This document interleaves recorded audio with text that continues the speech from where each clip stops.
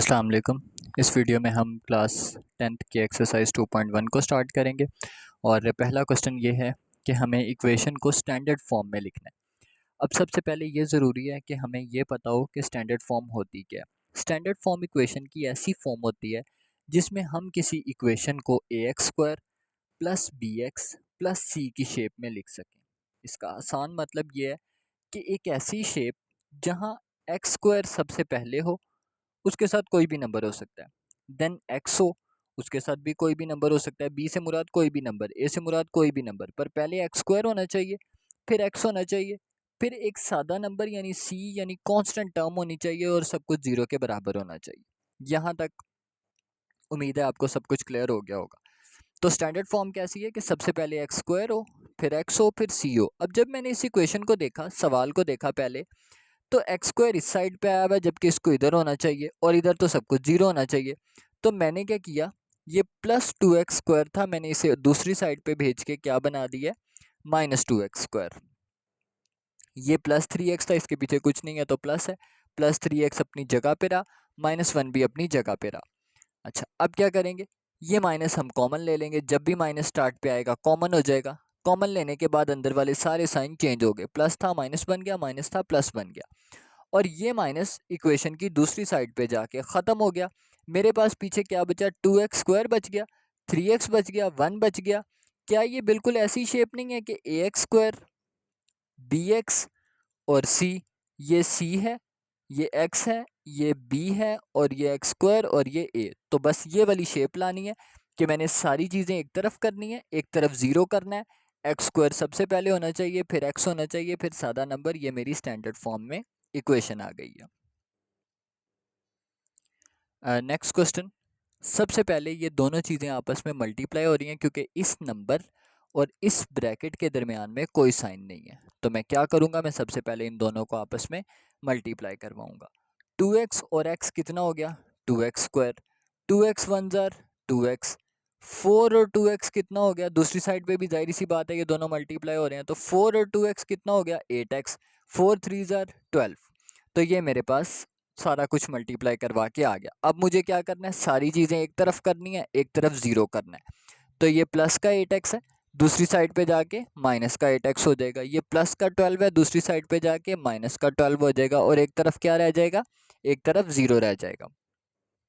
ये 2x square as it is, 2x में से 8x माइनस हो गए तो कितना आ गया, 6x, और ये 12 एज इट इज़। अब क्योंकि 2 कॉमन आ रहा है तो मैंने कॉमन निकाल लिया, अंदर क्या बचा, x square as it is, ये 2 3 ज़ार 6 और 2 6 ज़ार 12, और 2 दूसरी साइड पे जाके ख़त्म हो गया। यहाँ मल्टीप्लाई हो रहा था, दूसरी तरफ जाके ज़ीरो से डिवाइड हुआ तो ज़ीरो रह गया, और ये मेरे पास स्टैंडर्ड फॉर्म की शक्ल आ गई कि सबसे पहले एक्स स्क्वायर, फिर एक्स, और फिर एक सादा नंबर। अगला क्वेश्चन भी बहुत आसान है। सबसे पहले सारी चीज़ें एक तरफ, यहाँ तो मल्टीप्लाई भी नहीं करना, बस सीधा सीधा सॉल्व करना है। सारी चीज़ें एक तरफ कर लें, एक तरफ ज़ीरो कर लें। ये 4x इधर प्लस का, दूसरी साइड पे जाके क्या हो गया, माइनस का। ये 7 इधर प्लस का, दूसरी साइड पे जाके क्या हो गया, माइनस का। तो अब क्या करेंगे, ये भी x है, ये भी x है, आपस में माइनस माइनस प्लस होके 8x आ गया, और ये -7 इसी तरह, ये 2x स्क्वायर भी इसी तरह, और ये हमारे पास स्टैंडर्ड फॉर्म आ गई। स्टैंडर्ड फॉर्म का यही मतलब है कि ax स्क्वायर, bx और c। नेक्स्ट, ये भी बहुत आसान है, 4 3 ज़ार 12x, 4 2 ज़ार 8, और ये 9x स्क्वायर इसी तरह। अब जाहिर सी बात है ये x स्क्वायर है तो इसे दूसरी साइड पे होना चाहिए, तो ये प्लस 9x स्क्वायर दूसरी साइड पे जाके माइनस 9x स्क्वायर हो गया, इधर ज़ीरो रह गया क्योंकि यहाँ तो कुछ नहीं बचा। तो अब यहाँ पे क्या होगा, यहाँ पे हम दोबारा कॉमन करवा लेंगे, वैसे कॉमन नहीं हो रहा, सॉरी। तो ये माइनस साइन है, माइनस कॉमन निकालेंगे तो माइनस की वजह से अंदर वाले सारे साइन चेंज हो जाएंगे, और ये हमारे पास स्टैंडर्ड फॉर्म की इक्वेशन आ जाएगी। ये क्वेश्चन थोड़ा सा ट्रिकी हो सकता है, उसकी रीज़न ये है कि यहाँ आपको सॉल्व करने के लिए एक थोड़ी सी डिफरेंट चीज़ है। यहाँ हमारे पास ना फ्रैक्शन आ गया। अब फ्रैक्शन को सॉल्व करना थोड़ा सा ट्रिकी हो सकता है। उसकी रीज़न ये है कि सबसे पहले आप देखें नीचे क्या लिखा हुआ है, दोनों तरफ एक्स लिखा हुआ है, तो इसका मतलब हमारे पास एलसीएम क्या आएगा, एक्स आएगा। तो जो भी नीचे लिखा है वो हमारा क्या हो जाएगा, वो हमारा एलसीएम हो जाएगा। अब मैं क्या करूँगा, मैं अपने पूरे सवाल को एलसीएम से मल्टीप्लाई कराऊंगा। कितनी चीज़ें हैं मेरे पास, 1 2 3 4, हर चीज़ के आगे मैं डॉट डाल के एलसीएम लिखूंगा, हर चीज़ के आगे डॉट डॉट डॉट इस तरह से। तो चलते हैं उस स्टेप की तरफ।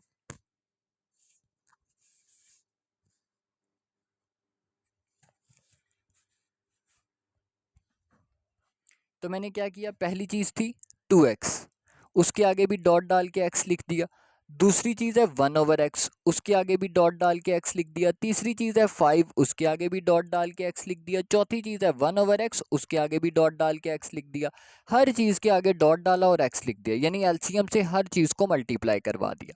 अब कैसे करेंगे, 2x और x कितना हो गया, एक्स स्क्वायर, ये x और ये x कैंसिल। 5 और x कितना हो गया, 5x, ये x और ये x कैंसिल हो गए, पीछे 1 बच गया।